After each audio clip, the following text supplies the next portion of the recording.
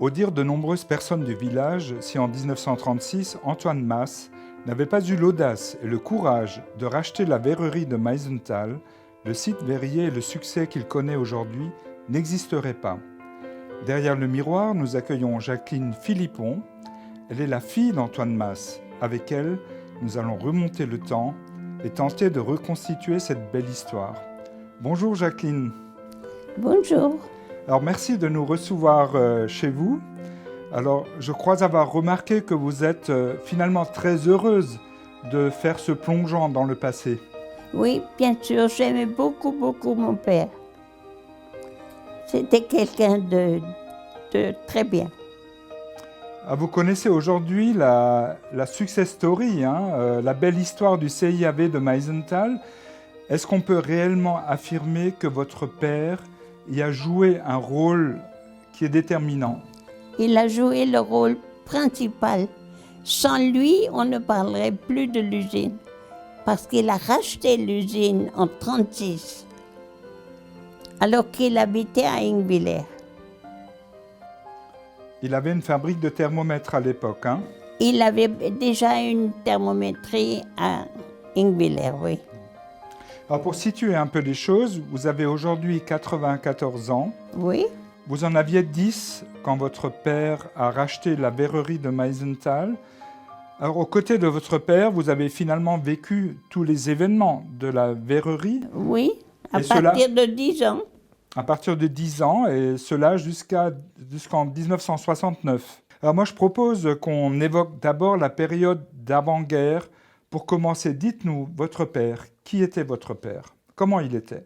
Mon père était le fils d'une grande famille de 6 enfants et ses parents étaient pauvres.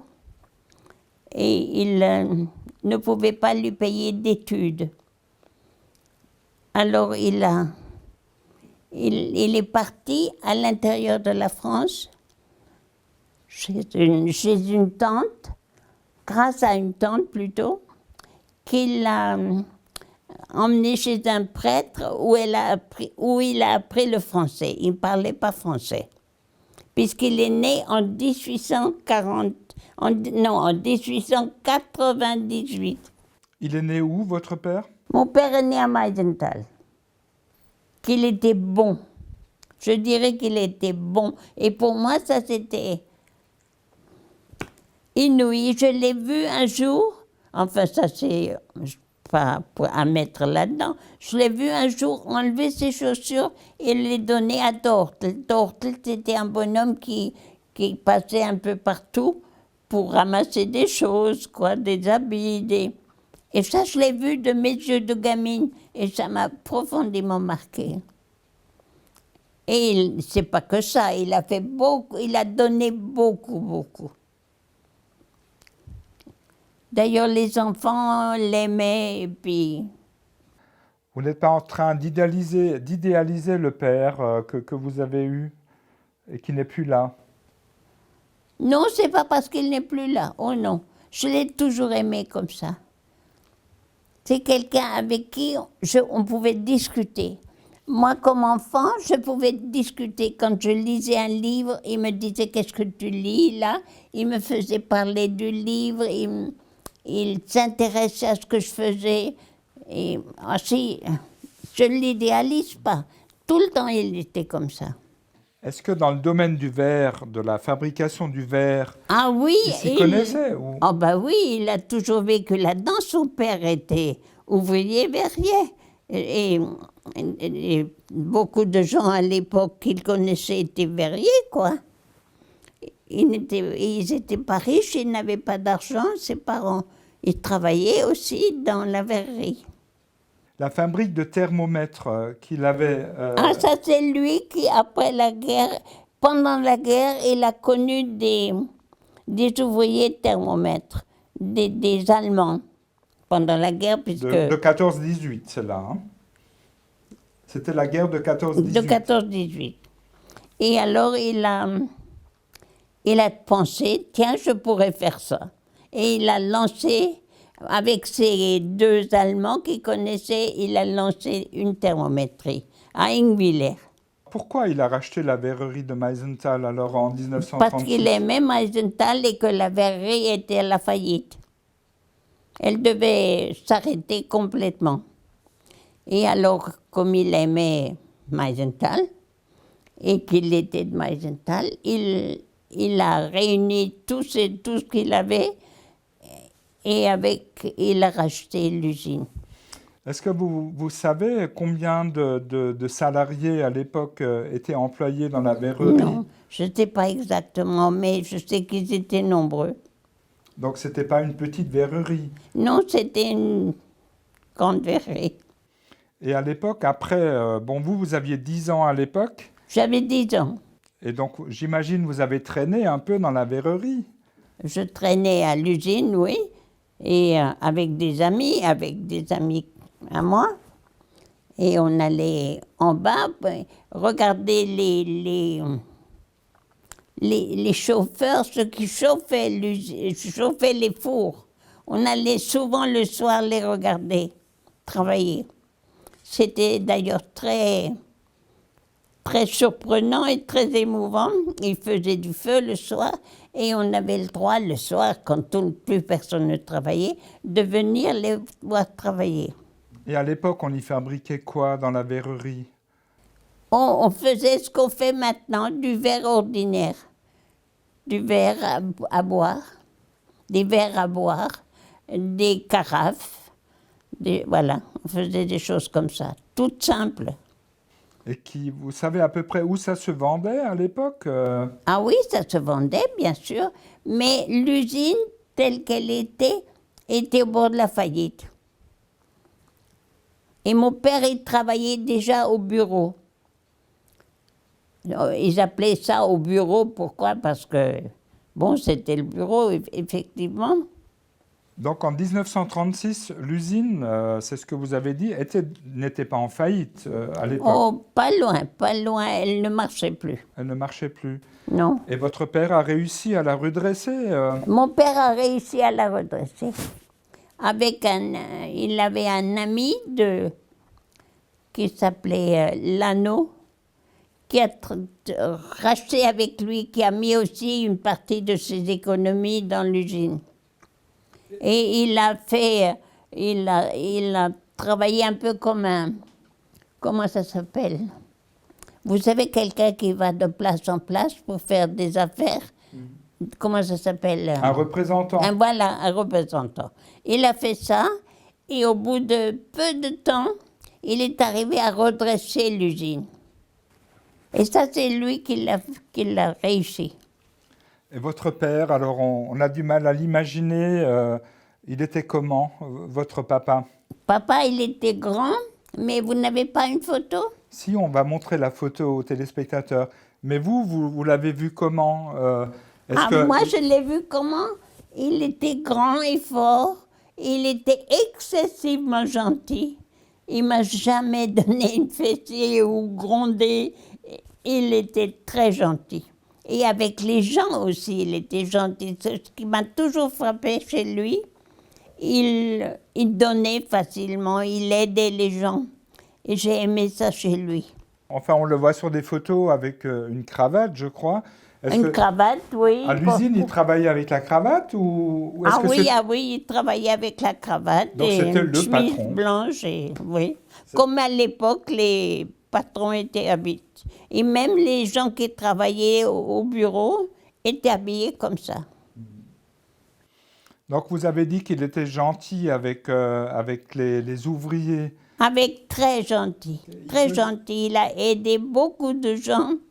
Et puis pendant la guerre, quand les Allemands étaient là, il a beaucoup fait pour les ouvriers qui devaient partir à la guerre. Et il les a, comment dit-on, il l'a fait passer pour... Ça, on va en parler si vous voulez bien, parce que au moment où la guerre est arrivée, on va en parler, hein. Oui. Au moment où la guerre est arrivée, est-ce que En 39, quoi. En 39, est-ce que l'usine s'est arrêtée au moment où les Allemands sont venus? Oui, Enfin, oui. où la guerre a éclaté, parce que les Allemands sont pas venus tout de l'usine suite. s'est arrêtée un moment parce qu'on n'avait plus de charbon. Parce qu'à l'époque, ça marchait au charbon. Et l'usine a fermé à cause de ça. En 1939. Mais pas longtemps, pas longtemps. Et les soldats français sont venus occuper Meisenthal, comment dire. Oui, ils occupaient le patelin, les soldats, en 39. 39-40, vous savez, la drôle de guerre qu'on dit maintenant, quand on en parle, on dit la drôle de guerre parce que ça n'a pas duré. Mais ils étaient là, les Français, les soldats français étaient là, dans le village. Alors que l'usine tournait encore, hein? Alors que l'usine tournait encore. Donc la guerre est arrivée et puis c'est une période difficile, hein? La guerre est arrivée et les Allemands se sont incrustés, quoi. Ils ont travaillé avec. Il a vendu en Allemagne, partout, ils ont vendu des verres. Donc l'usine a continué à travailler avec les mêmes ouvriers. Du temps des Allemands. Avec les mêmes ouvriers, sauf que les Allemands... Avec les mêmes ouvriers. Et votre père était toujours resté à la tête de l'usine? Toujours, toujours. Et il était même maire du village. De Meisenthal? De Meisenthal. Et de Sourtes. Et de Sourtes en même temps, alors. Et de Sourtes, à l'époque, c'était comme ça. Alors, c'était une période difficile parce que j'ai lu un peu un petit dossier qui a connu la création du réseau qu'on a appelé Réseau Masse, et vous y avez participé parce qu'au moment de la guerre, vous aviez déjà... Ah ben ça, c'était autre chose. Pendant la guerre, on a aidé des prisonniers français à repartir en France, à l'intérieur, parce que nous étions considérés comme Allemands. Malheureusement, c'est comme ça. En 40, à partir de 40. Vous auriez aidé à faire passer la frontière à quelques 800, à peu près, personnes. Oui, on dit 800 parce que, oui, ils étaient nombreux. Mais qui étaient ces personnes? Ces personnes, c'était des prisonniers des prisonniers de guerre, qui étaient à Bitche ou ailleurs, dans les environs, et qui se sauvaient pour rentrer en France. Vous n'avez pas entendu parler de ça?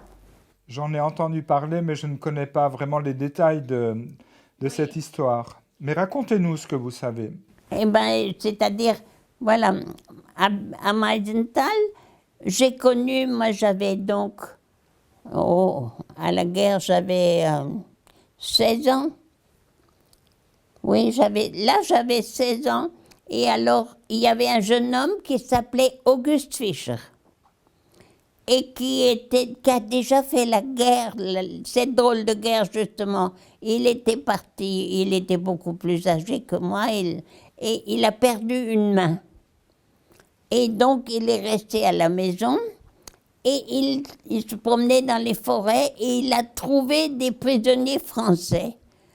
Et alors il leur a demandé, il m'a demandé si ça m'intéressait de les voir. Et bien sûr, j'ai dit oui, puisque j'étais archi-française, si on peut dire. J'étais très française. Et ça, je le tenais de mon papa, qui nous parlait toujours de la France, puisque lui a appris le français à l'intérieur de... Mais votre père, vous avez joué quel rôle dans cette affaire? Ah, mon père était, comment dire, il nous protégeait. C'est-à-dire que, comme il était maire, il connaissait les Allemands venaient à Meisenthal, etc., ou à la mairie, et puis il disait, tiens, on va faire ci ou on va faire ça. Il était au courant de beaucoup de choses qu'ils allaient faire, les Allemands. Et il a pu nous prévenir et nous garder. Nous, quand je dis nous, ça veut dire Auguste, ce fameux Auguste, qui a fait énormément, qui est malheureusement mort peu de temps avant le retour des Français. À notre grand chagrin tous, parce que c'est lui qui a lancé toute cette affaire. Donc vous les avez fait passer la frontière où? Il y avait un instituteur, entre autres, qui recevait les prisonniers, qu'on lui envoyait. Et il les faisait passer à l'intérieur de la France. De la quoi. France, c'est ça, ouais. À Lunéville, qui était tout près, etc. Et vous, vous avez joué votre rôle là-dedans. Ah oui, oui. Vous étiez très active, hein, on m'a dit. Oui, oui, j'étais très active. Je dois le dire, au grand regret de papa, parce qu'il avait peur. Lui, il avait peur, il savait ce qu'on risquait. Moi, je ne me rendais pas compte, j'avais 16 ans. Mais j'aurais fait n'importe quoi pour la France. J'aimais la France. Mais votre père, finalement, il a joué un rôle très important parce que c'est lui qui entretenait les relations avec les Voilà, Allemands. il nous a permis de... Il nous a protégés, disons. Il savait beaucoup de choses, il nous avertissait. Et puis, on faisait attention, et voilà.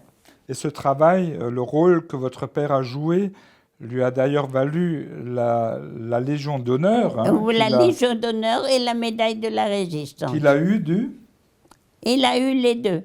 Et du général de Gaulle. Du en général personne. de Gaulle, la Légion d'honneur du général de Gaulle.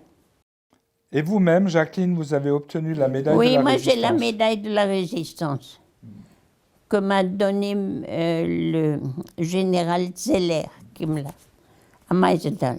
On va revenir un peu à la verrerie maintenant, hein, si vous voulez bien. Donc la guerre, elle est passée, elle est terminée.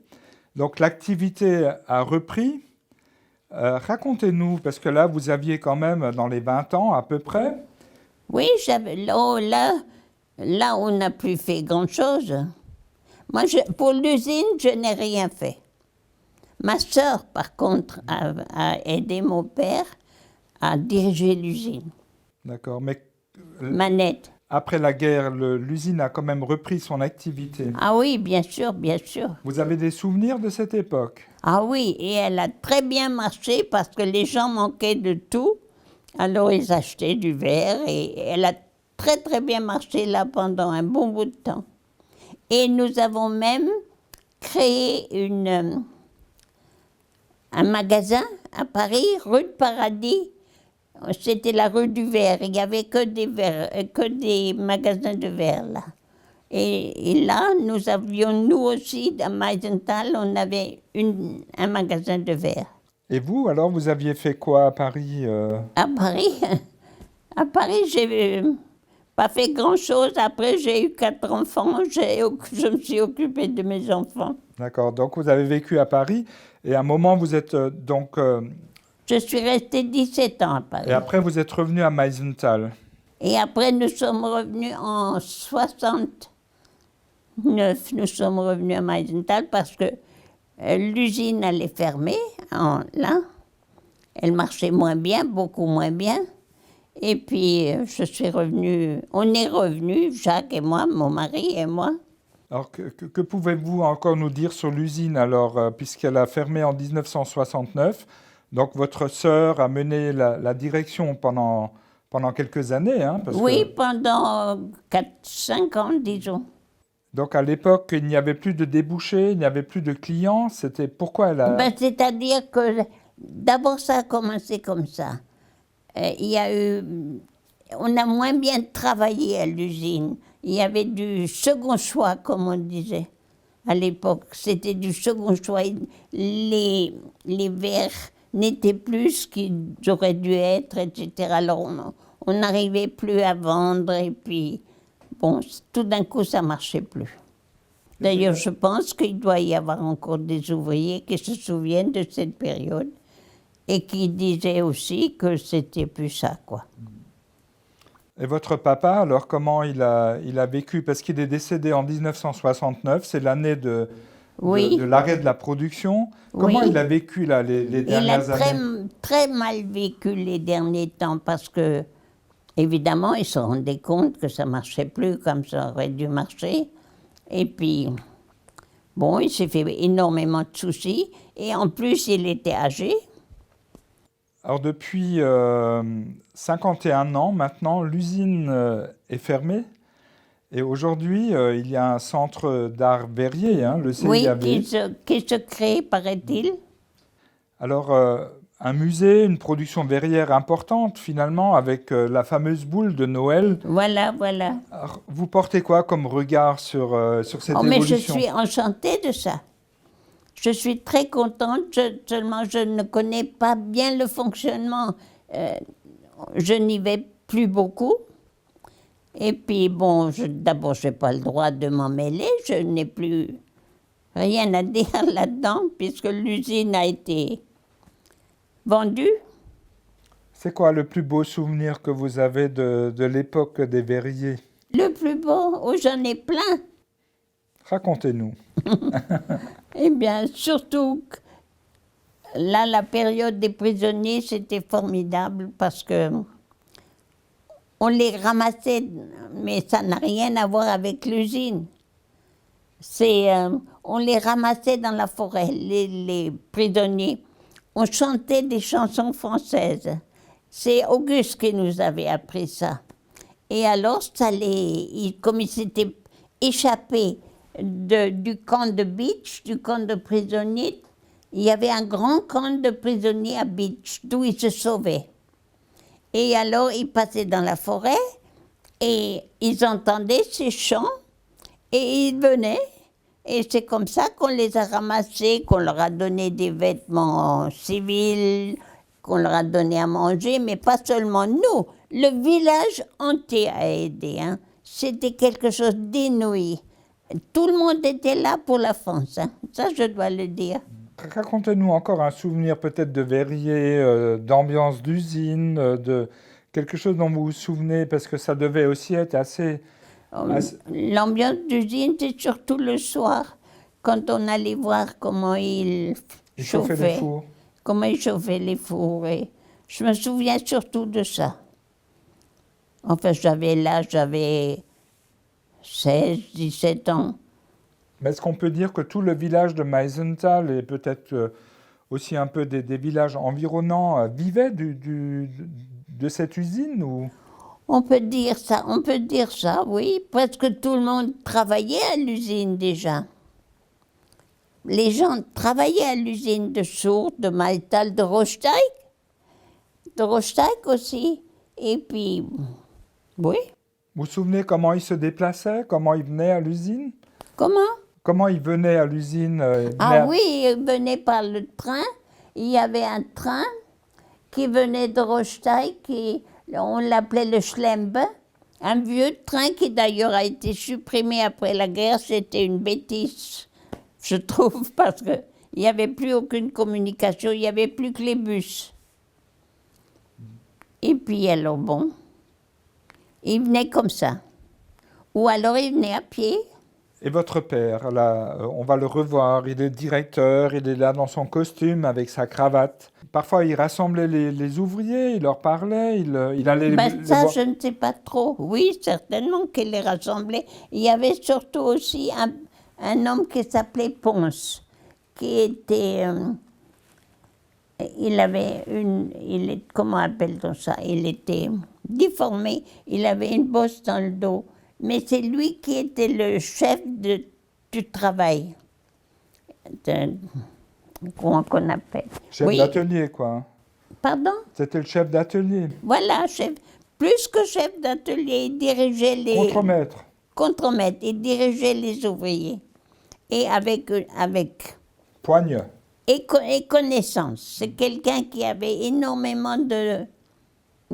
Il a beaucoup fait à l'usine. Il était sévère. Les ouvriers le craignaient d'ailleurs, de Ponce. Mais il a fait beaucoup de choses pour l'usine. Et maintenant, votre papa, alors, je sais qu'on en a déjà parlé, mais j'essaye encore d'en savoir un peu plus. Quel souvenir, alors, votre papa, finalement, vous laisse? Oh, de très bons souvenirs. C'était un papa. On ne peut mieux, on ne peut plus gentil. Bon, il avait aussi des défauts dont je ne veux pas parler. Il était quand même élu maire de Sourdes et Meisenthal. Ça voulait dire que la population... l'aimait beaucoup. L'aimait beaucoup. Ça, c'est vrai. Alors, bientôt, le chantier... Et il a aidé beaucoup de gens qui n'avaient plus, par exemple, d'argent ou ou qui étaient à la guerre, des jeunes qui devaient partir à la guerre. Il a été voir les Allemands en disant qu'il faut qu'ils restent là pour la famille, pour soutien de famille. Et c'est comme ça qu'il a pu sauver beaucoup de gens. Est-ce que vous étiez considérés, vous, comme des gens riches à l'époque? Ça, je n'en sais rien. Mais vous étiez riche. Je pense que oui. Enfin, riche. J'ai jamais remarqué que j'étais riche. Papa ne m'a jamais donné beaucoup d'argent. J'avais tout ce qu'il me fallait, bien sûr, mais je n'étais pas, comment dire, on n'allait pas s'habiller, il n'y avait rien, c'était la guerre. Donc on n'achetait pas de vêtements, C'était une vie très simple, mais magnifique, je trouve. Le fait que l'histoire du verre continue à Meisenthal, j'imagine que c'est quand même une fin, enfin une suite heureuse. Oui, moi je pensais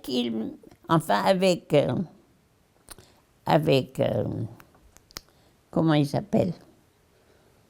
Avec Jeannot, on pensait que papa, mon père, aurait une plaque en souvenir de ce qu'il a fait.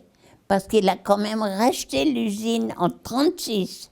Et s'il ne l'avait pas fait, on ne parlerait plus de l'usine. L'usine aurait fermé. L'usine allait fermer quand il a racheté. Donc vous seriez sensible s'il y avait une petite plaque quelque part? Juste une plaque pour dire qu'il a racheté l'usine en 1936, voilà. Parce que ça, c'est très important. S'il ne l'avait pas fait, l'usine aurait disparu, quoi.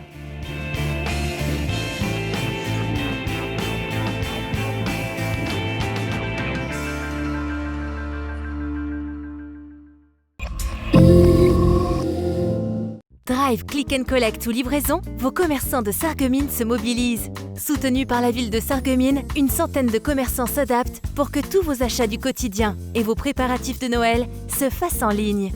Commandez vos produits chez vous, bien au chaud, et venez ensuite les retirer ou vous les faire livrer. Retrouvez tous vos commerces préférés et la liste complète des participants sur le site de la ville de Sarreguemines, www.sarreguemines.fr. Ensemble, soyons solidaires et soutenons notre commerce local.